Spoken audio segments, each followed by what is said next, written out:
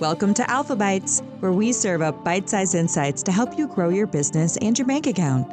Our host, Alex Zinni, CEO of Alpha Key Digital, dives into the latest marketing trends, proven strategies, and actionable tips to scale your online presence. Whether you're a seasoned entrepreneur or just starting out, Alpha Bites delivers the keys to unlocking your success. Now, let's get started with the show. Hi, everybody. My name is Alex Zinni, and I'm your host of Alpha Bites, where I sit down with business leaders and entrepreneurs and great thinkers to learn more about what makes them tick and to learn from their success. Our past guests include Dr. Martina Moore, Dr. David Gutman, Dr. Kara Ogren of Synergy Physical Therapy, and Christine Weber, the CEO of the Mentor Chamber of Commerce. This is our first season, so stay tuned for more great guests.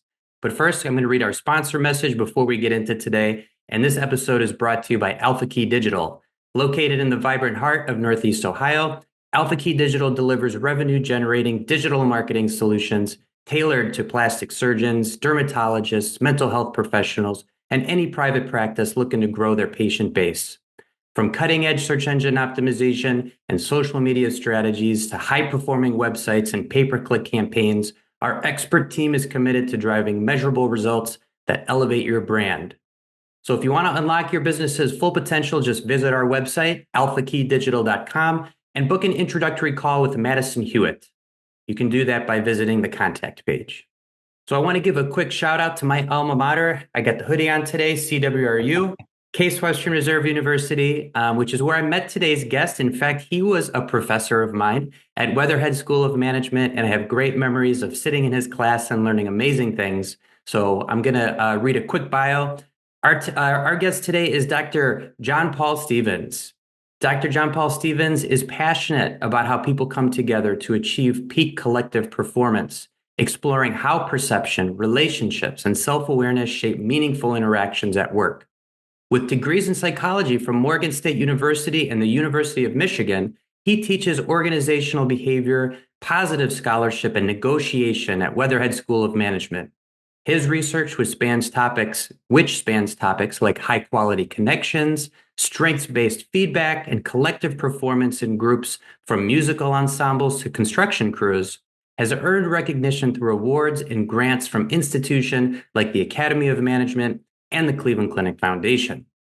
So for Dr. Stevens, the pursuit of collectively meaningful moments at work represents the potential to unlock extraordinary human experiences that enliven and engage. Welcome to the show, JP. It's great to see you. Yeah, great to see you too, Alex. Thanks for that wonderful introduction. I start to blush. You're a very humble guy, and we want to make sure that we get all that great information because you're quite accomplished and a great thinker, and I'm so happy to have you on the show.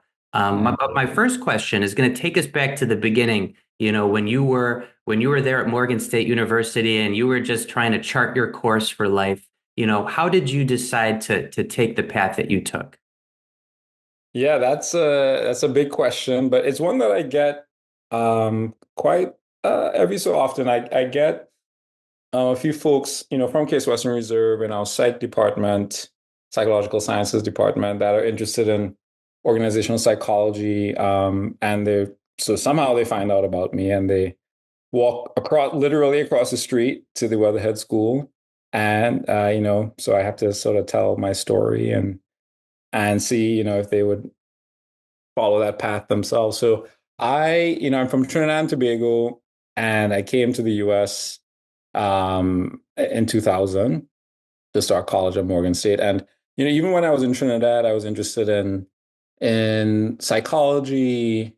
I was interested in economics a little bit, not quite business. If you want to go way, way back, my dad was an auditor and my brothers were very interested in like principles of business and accounting. But I was not. I was sort of all over the place. But I knew sort of the life of the mind more generally. I love to read. So academics kind of made sense. But I think particularly life of the mind in terms of psychology, given my experience, my family, there's a lot of mental health issues that we've dealt with. And so very conscious of that. There's always a sort of inner world for people that That's very interesting, right? That plays a big part in how we behave publicly. And then the sort of economic side, which I studied in secondary school and high school, um, and the idea of, there's exchanges taking place and transactions taking place, and they all kind of build up into a system, Mhm. an economic society. I think that was intriguing too. And then, okay, well, how do I put this all together? And so I vaguely remember now, because it's 25 years ago, sort of like, how is there something about applied psych or organizational psych? And I went to Morgan and took applied psych courses and intro to HR. I sort of cobbled together my own little curriculum. Mhm. Um, but really, the kicker for me, as I was, doing these classes, I knew I was interested in psych and something with business, but I couldn't really get research opportunities because I was an international student. A lot of the research going on Morgan's campus, and there's a lot that they did in the psych department, was federally funded, so I couldn't really partake and get that experience, which they really drove home to us. If you want to succeed in psychology and have a career, you need to go do research. Mhm. But eventually, I got a research fellowship at Johns Hopkins, which is just a bus ride away from Morgan State's campus in Northeast Baltimore. And that, I think, was a really foundational aspect of, for where I am now. And joining the language and cognition labs. This had nothing to do with business, nothing to do with um, commerce or anything like that.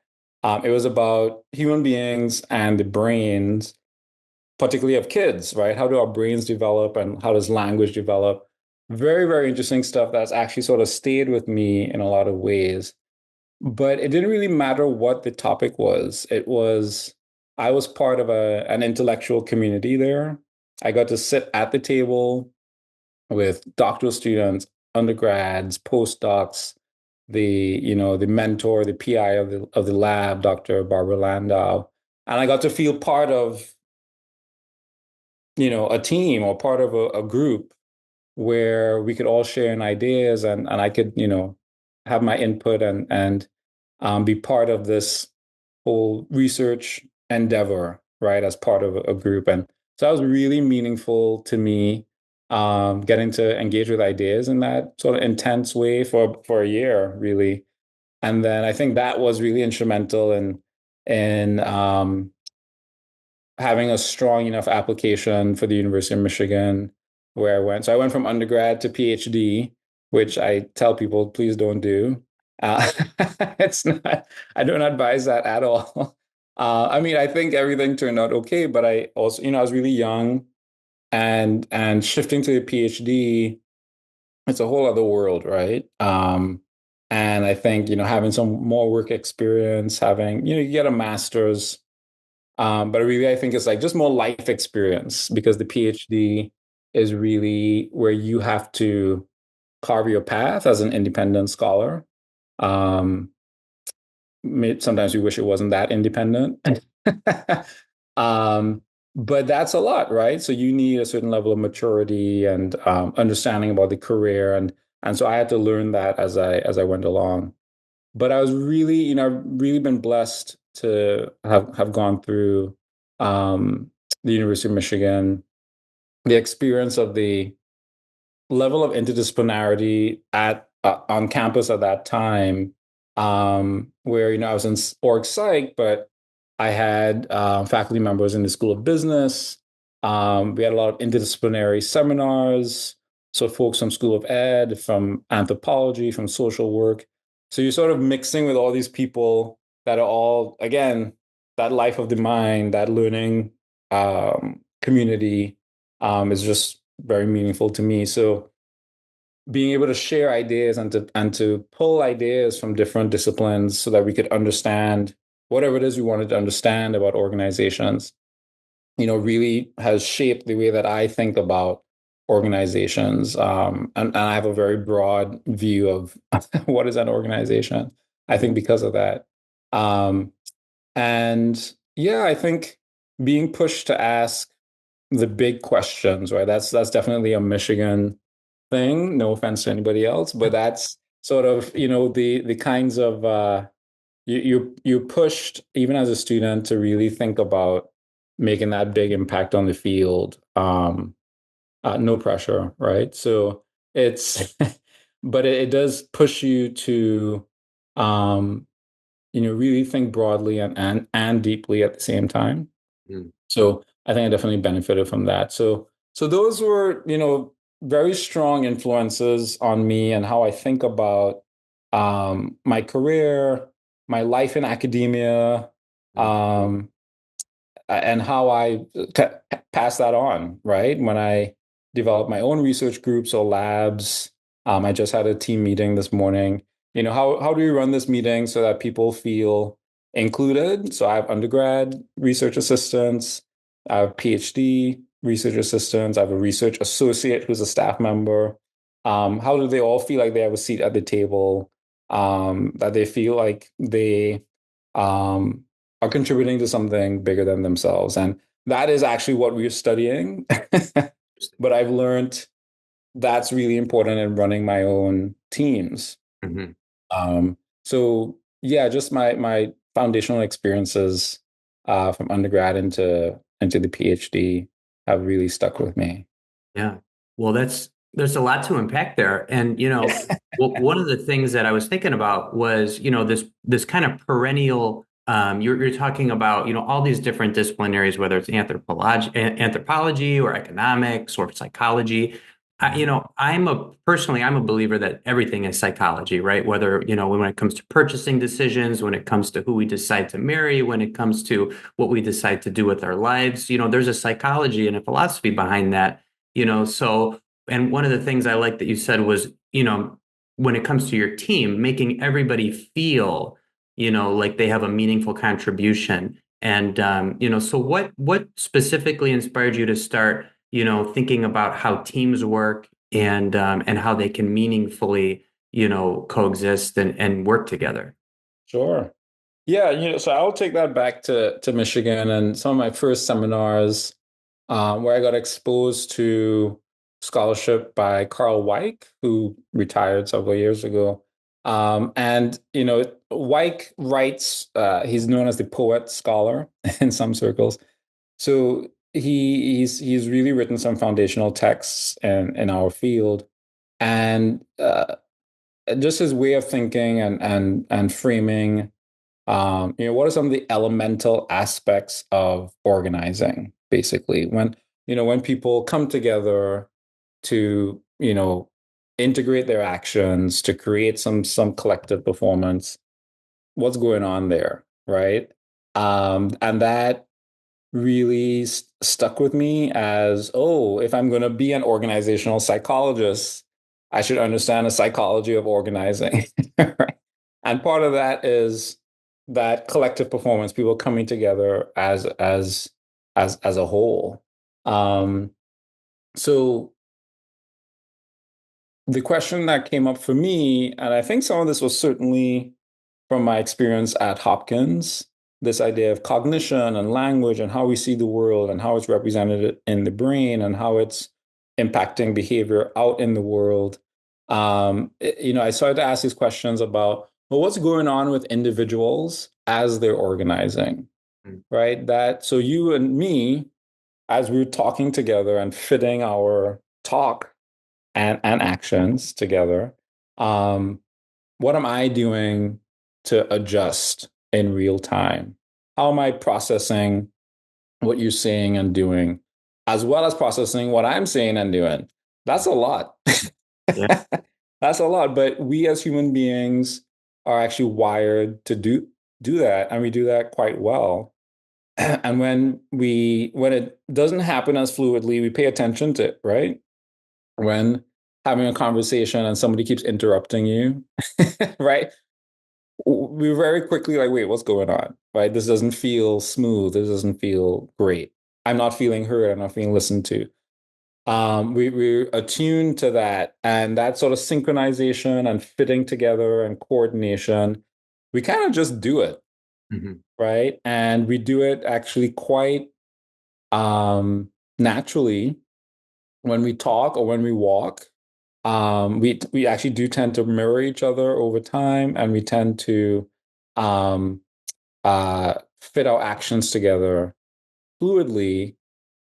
And then imagine that very basic human capability gets scaled up in our work organizations, right? And that's where we have hierarchy and managers and teams.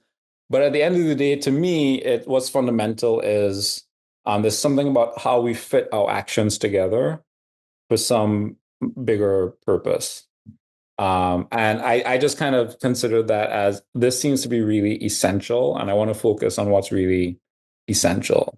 So coming together as a collective, whether it's a small team, whether it's a choir, whether it's the top management team of a construction project, what have you, uh, that fitting together of actions, particularly when they're diverse functions and interests that somehow have to come together in a meaningful way, in a coherent way. I think that's fascinating because I think we take it for granted until it doesn't happen, right? When it breaks down. So digging into how we pull that off every day in our work lives in particular has always stuck with me as a really sort of, quintessential aspect of organizational behavior. Hmm. Yeah, that is fascinating. And the interplay between, like cause and effect and where people are coming from psychologically and just how we move the ball forward is something that, yeah, we take for granted, but we really notice it when it's not working. Then Right. it becomes like so obvious, oh, there's something wrong here. So what do you see? What are some common things that happen in organizations that are wrong? Like that things that people aren't necessarily doing, optimally.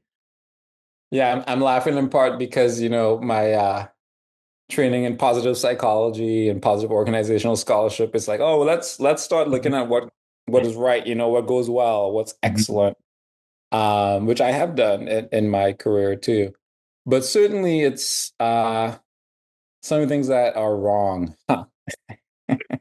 Well, everything I would say, let's just say it's the converse of what I think is helpful for when things go well. So, um, I mean, we can start with leadership. That may be sort of overplayed at this point, or maybe obvious, but I do think, um, I mean, a case in point is a lot of people might experience a manager who was selected because they're really good at their job, but not necessarily very good at managing, right?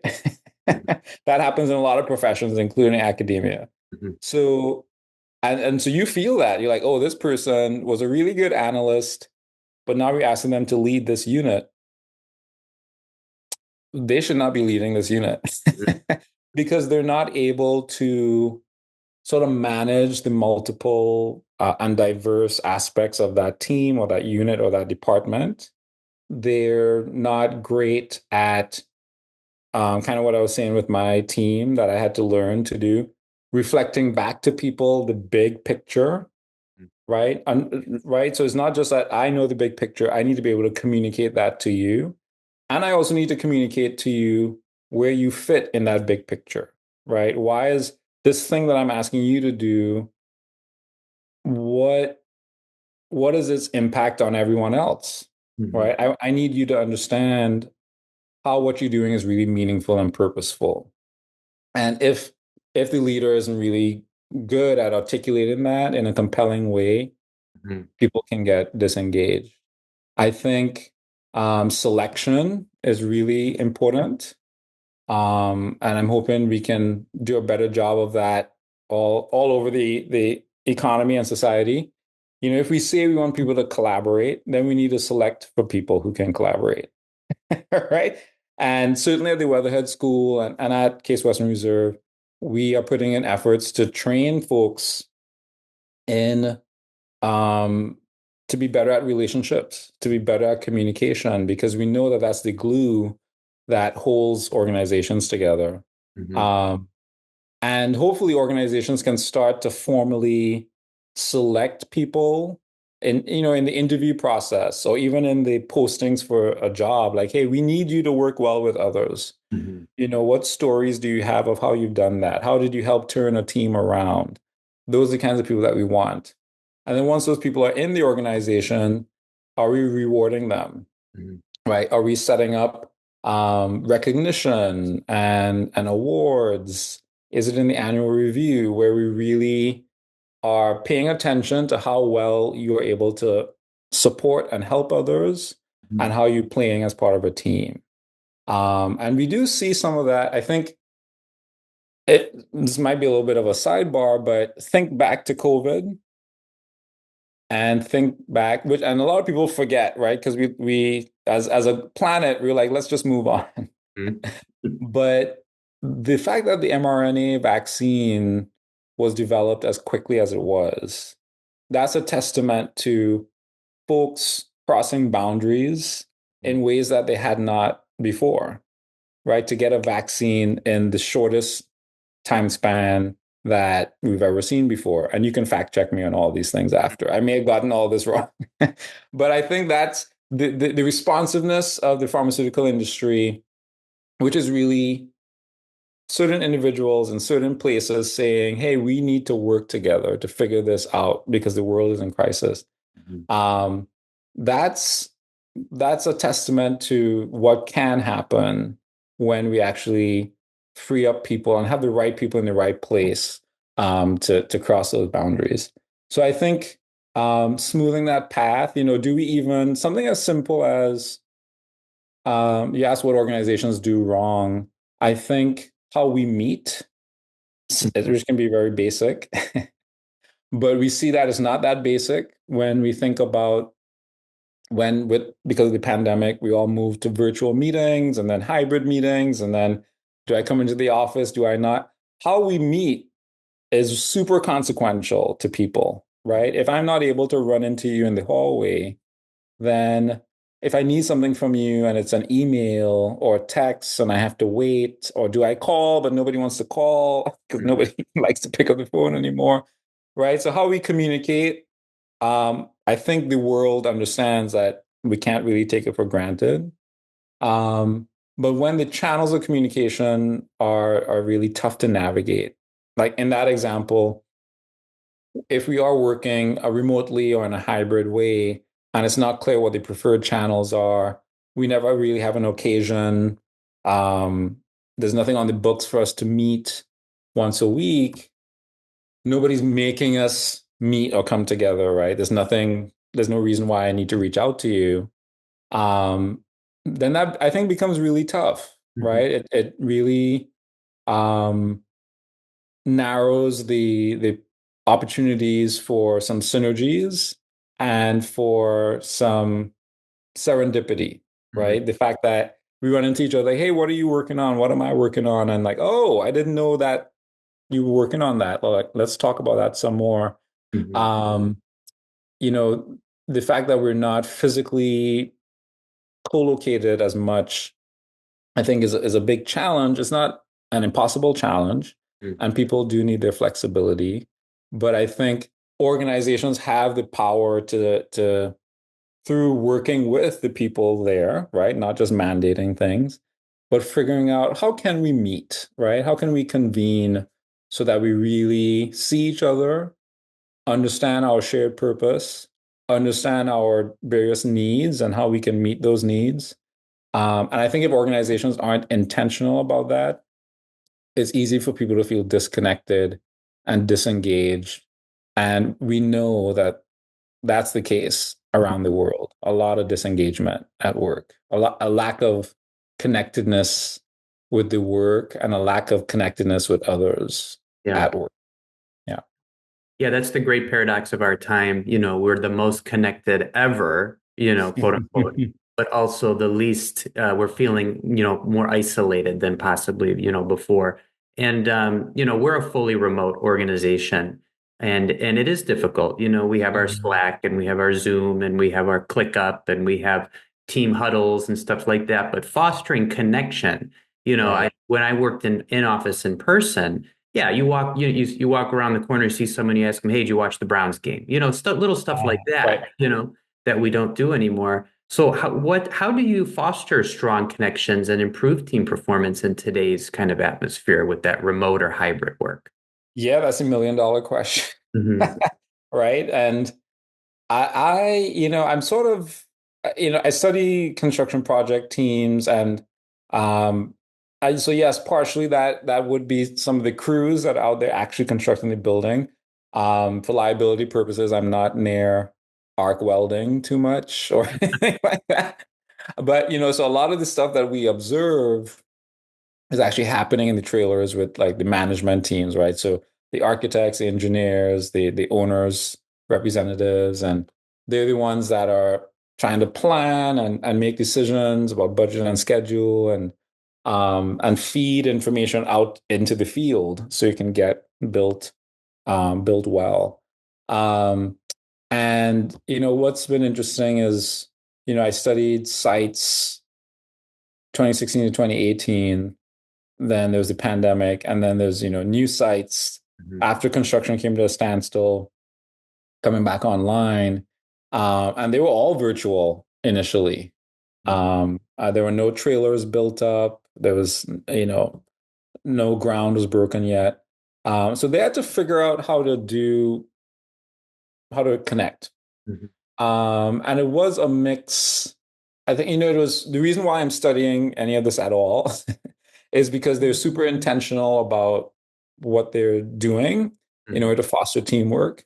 And I'm there to see, well, does this actually work? How is this panning out in the end? But they are putting in a lot of effort. So, in 2021 or 2022, I would say one thing was like the frequency of meetings, right? One thing on these projects is they meet a lot.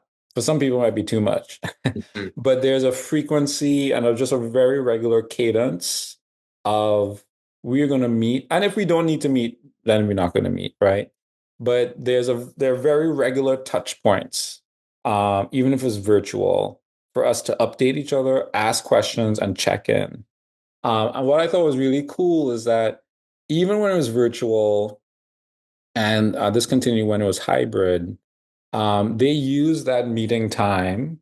And I think this was maybe their monthly sort of big team meeting to make it personal, right? They are super laser focused on budget, schedule, safety, quality, right? They're getting this done. They're professionals, decades in the industry. But they took actually a big chunk of time and they had like a multi-hour, almost half-day meeting once a month.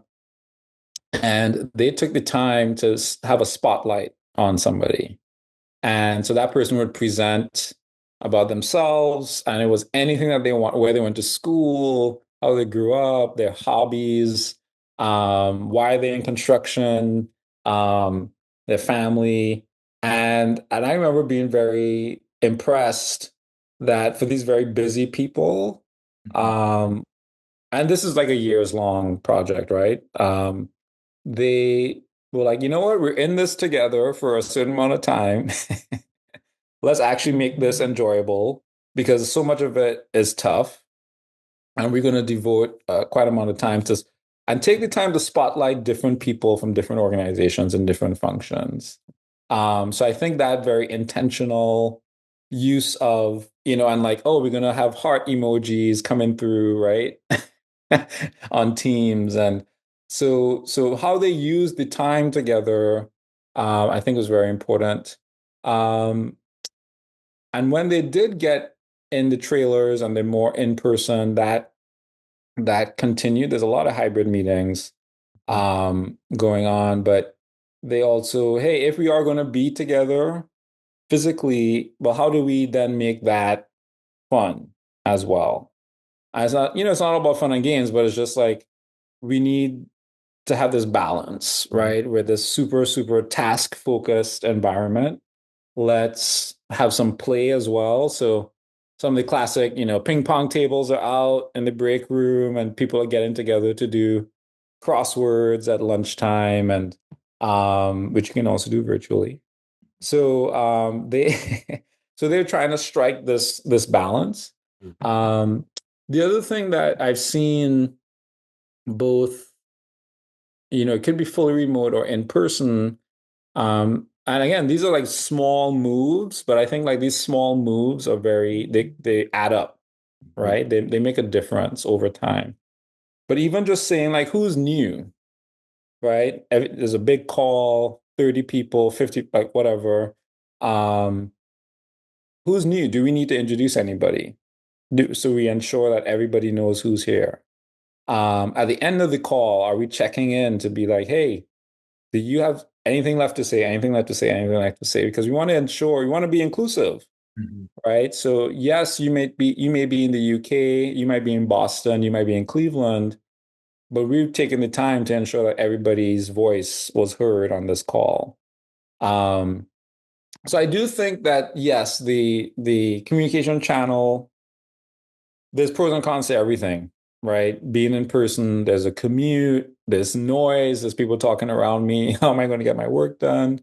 But then when I'm remote, am I going to run into anybody and not feel as alone? So there's always going to be trade-offs. But I do think whatever mix you end up with, are you being very intentional about how you strike that balance so people feel um, included? Mhm. Yeah. Yeah, no, that's a very interesting story, and I like that idea of having, an employee or a coworker, share a little bit about themselves and present on something totally not work related. Even if it's just pictures of their dog. I mean, I think that Right. is really just a great way to form, bonds. So, Definitely. what's an example in that you've seen that a team has really turned it around and really they started really working well together. And if there was anything in particular you thought that they did or the leadership team did to make that happen. Um, really turn it. Well, I will say that I haven't seen, well, maybe you can think back to some of your student teams back at your time at Weather. Yeah, I remember some of those teams. Some people worked very hard and others didn't work as hard. And some people didn't, right? So, I mean, I'll say where that's concerned, and I've had a few where it's been like, okay, I'm gonna have to intervene here. Mhm. Um, and some of it was really, I think it was really funny, and maybe folks who are listening will appreciate it. It's with student teams when there's dysfunction, it's mainly because they actually don't talk to each other. Mhm. And so I teach classes. I have students from all over the university, different schedules, different disciplines. But they think they can manage their teamwork through a Google Doc, Mhm. right? And then it's like, oh, there's time for the report. Oh, so and so didn't put their part in to the Google Doc. Mhm. Oh no, what's going to happen? Like, oh, I have to do the work now, and they're lazy, and then they complain. So when I asked, like, hey, did you actually talk to this person to find out what was going on? They're like, no. It's like, okay, how about we start there? Um, so I go back to that frequency of communication, and I had a class. I now teach a class about teamwork in the spring, and so this spring was the third time I taught it at the Weatherhead School. I remember one team. I was part of all the teams, but one team really struggled with the folks that they were trying to work with. Each team, I had 5 teams, was trying to work with a nonprofit organization, and one team was struggling to make contact with the organization, and they were getting really frustrated. But I remember that and I don't think any of them knew each other before the class, but one person said, "We're going to be friends." I remember he said it out loud in class. Um, and maybe that sounds sappy or what, but I kind of go back to like he was being super intentional about how he wanted to interact as part of this team. So even though it was really tough, they decided, hey, we are going to meet regularly. We're actually going to eat together. We're actually going to find time in all our busy schedules to communicate and actually have something fun. So while this side of things, we're going to stay persistent, keep trying. It's still frustrating. We're actually going to invest in our relational bonds because that's going to keep us, happy and sane while all this is happening. So I was really struck by that. And I brought that up with the other team that I had to intervene into. I was like, who actually did know each other, by the way, Mm. before the class started. And I think maybe they took for granted that intentionality. Mhm. And then I had to remind them, like, hey, you need to invest in each other if you're going to pull this off, right? You can't just say, oh, you're supposed to meet and I'm going to blow it off this week. Mhm. No, right? When it comes to the teams that I've studied in the field, I will say each team, like there's a cycle where they're figuring out the budget on a project, and that's usually dark days. That's Mhm. that's tough. There's back and forth, and we're trying to get to a final figure. Can we take this out of the design? And people are like, no, we can't. And can we? And everybody's super anxious. Mhm. And you walk into a meeting, and this is my very scientific. You feel the mood. You feel everybody's down, and Mhm. you hear it in what they're saying too. And I've seen teams in those moments, and that happened this year. It's happened on past projects that I've studied, um, where they really do have to rally each other. So some of it is gallows humor, and there's a lot of humor on these project teams that I study. Um, but I also think the team leader is very intentional with that. Like, let's actually bring some humor in. Like, we know things are really rough right now. So we're going to inject some humor, and I'm also going to point the team to the future. Mhm. We have done this before. We have gone through this. We will find a way forward. And I'm going to keep the team sort of pointed on the horizon while we're like treading water here with the budget.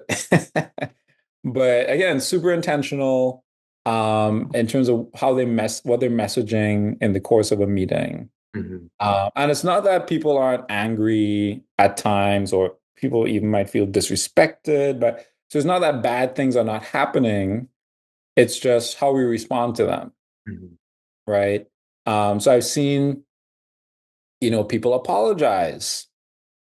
I don't know how much, you see that on a typical construction project, but like, hey, I was out of line in that last meeting. I'm sorry, whether they do it privately or publicly. But people, again, it goes back to recognizing the power of investing in those relationships, whether it's a student team or whether it's the top management team on a billion-dollar construction project. So, Yeah. It sounds like really taking a step back and seeing the big picture, getting that vision reoriented, and then just simply just talking, like you said, sharing a meal together, getting a coffee together, sitting down and being intentional. I keep hearing you kind of come back to where, this vision and the big picture, in mhm. times of hardship or when things are getting tough, like you said, you're treading water, going back to that vision and that big picture really seems to help. Yeah. So I love that. Yeah. And I think helping people, I think particularly for leaders, and all this is very hard to do. We might talk about it, it sounds really simple, but I think how do I get Alex to understand how his particular job, his narrow set of tasks, is fitting into this bigger picture? And I can talk about grand visions and strategies and whatever, Mhm. but if that typically that feels like a lot of hot air, right? So how do you understand, hey, what I'm doing right now in this moment today, where, how is this meaningful and to whom? Mhm. Is it just to the organization? Is it to me? Is it to somebody who's going to benefit from this? Like Mhm. all those points of meaningfulness can easily get lost, I Mhm. think, in the course of a day. Like it's the holiday season. We all feeling a little overwhelmed, right?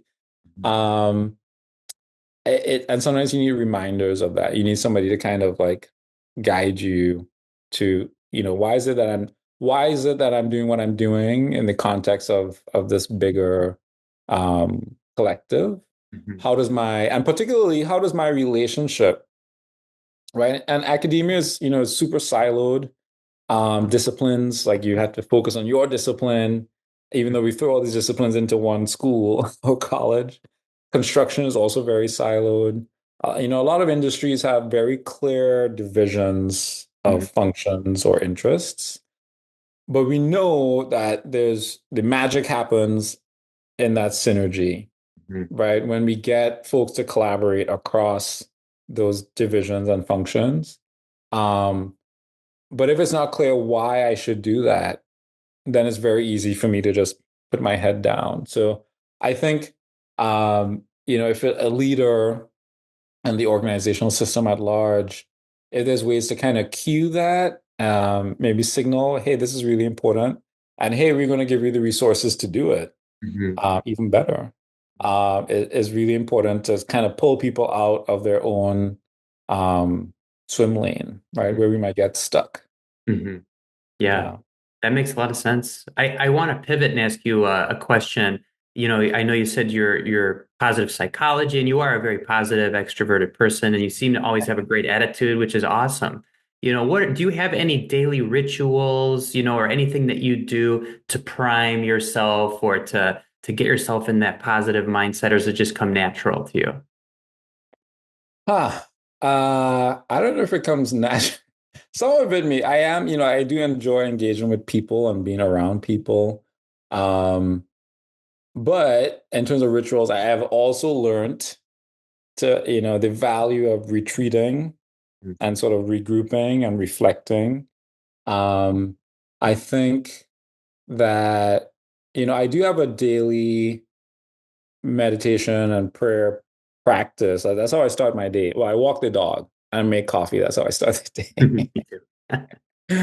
Right. And I think having that, like you said, ritual is a really good word. It's like there's this sort of repetitive, there's this pattern that I'm intentionally engaging in that has deep meaning.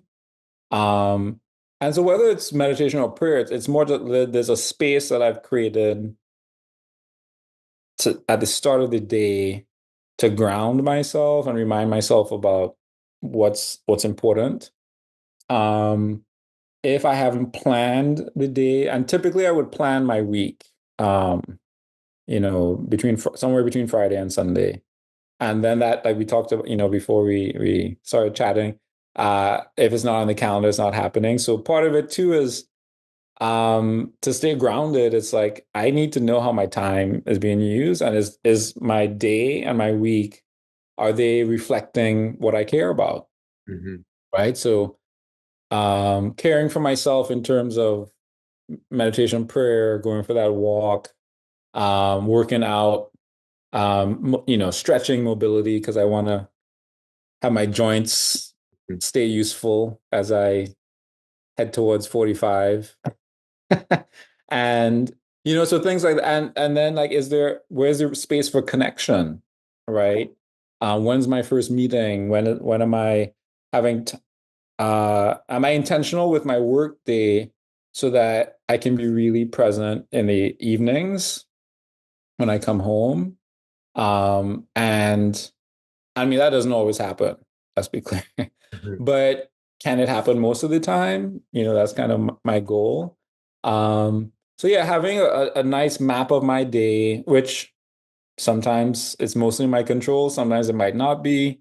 But generally, is it clear that I am allocating my time for the things that I really care about rather than um, it's work or email that's setting the agenda for me. So that helps me stay grounded and feel happy.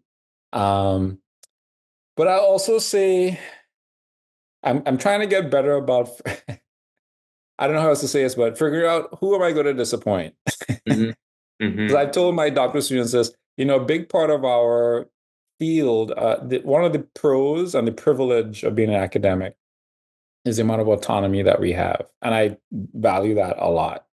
Like, hey, I can say this hour I'm going to talk with Alex. I'm going to work on this project now. I'm going to grade stuff at this point.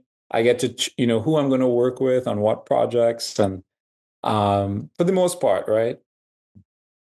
And and people will ask you to do a lot of stuff and a lot of very cool stuff.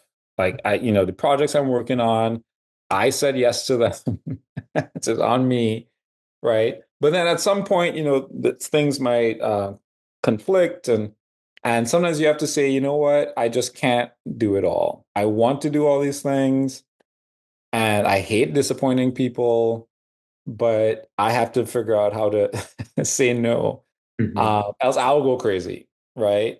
So somebody's going to get disappointed. How can I, how can I get better about doing that in a timely way, figuring out how to make it up to them, or being super clear with myself about what my priorities are, so that I can then communicate that effectively to somebody else, Hmm. Hmm. and say it's not about you, or I don't care about you. It's just, here's these things that are currently on my plate. Here's why Hmm. I'm choosing them right now. Here's what I can do for you. So I think getting better at, like, hey, I can't please everybody. I probably have to let somebody down today. Hmm. I and that's okay, and that's tough. That's definitely tough for me to learn, but I keep, I'm trying to practice that. Yeah. But my priorities and values, I have to keep that super clear, so they don't get lost in the shuffle. Hmm. Yeah, I totally relate. I mean, my mornings start off the same way: walk the dog, have a coffee and prayer, a little meditation, do a little gratitude. I think that's really, really helpful. I'm going to ask one final question. But before I do, JP, if somebody listening wants to get a hold of you, do you have an email or a phone number or anything? Do they have any questions for you? Sure. You can find me on LinkedIn, John Paul Stevens, JohnPaulStevens. And you can email me at jps136 at case.edu. And I'll definitely find you. So a lot of people find me on LinkedIn typically. I need to get my website up. I don't know, it's taking me so long. Um, but yeah, please feel free to reach out. I'd love to hear from you. And thanks for listening. Beautiful. Yeah. So the last question is just a fun one. What's your go-to comfort food? Um, I would say uh my husband makes a mean um mac and cheese, Nice. because he uses it's penne pasta technically, but he uses like 7 different types of cheese. Oh my God. And that's a good wintertime, something to dig into. He likes a little hot sauce and mustard on it Oh, too. interesting. Uh, Mustard. Right. so yeah, it might be time for some of that. Yeah, That's a perfect winter food, I yeah, love that.